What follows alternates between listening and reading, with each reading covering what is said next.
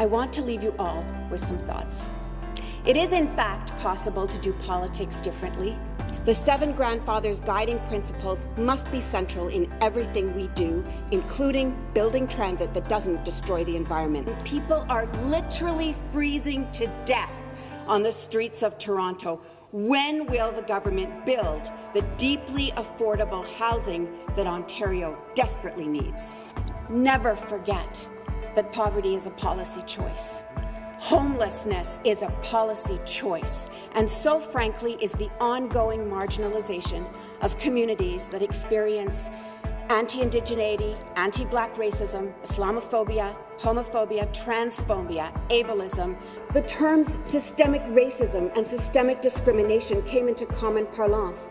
Most Canadians came to understand from the protests that followed the murders of BIPOC people at the hands of police in both the United States and Canada what systemic racism means, and that the goal of public policy should be to rid our systems of this scourge. Working class, immigrant, communities of Black, Indigenous and other people of color, many of whom hold frontline essential jobs that mean that they cannot work from home and that have put them at the daily risk of COVID throughout the pandemic. So many of them are women. It is absolutely possible to begin by centering the needs and the interests of the people who have the least power, and then to amplify those needs and those stories, change those narratives, and make policy accordingly. Every person who is an expert in equity in education, the fact that that the members are trying to speak over me doesn't change the fact that they are appalled at this change. This is not a partisan issue. It is an education and an equity issue.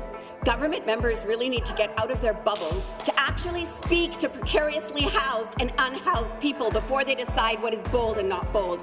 Red tape is not the reason that Ontarians are having trouble finding and keeping housing. Making life easier for developers is not going to solve the housing crisis. There is still so much work to be done on all of these files and more, and I intend to keep being loud and louder.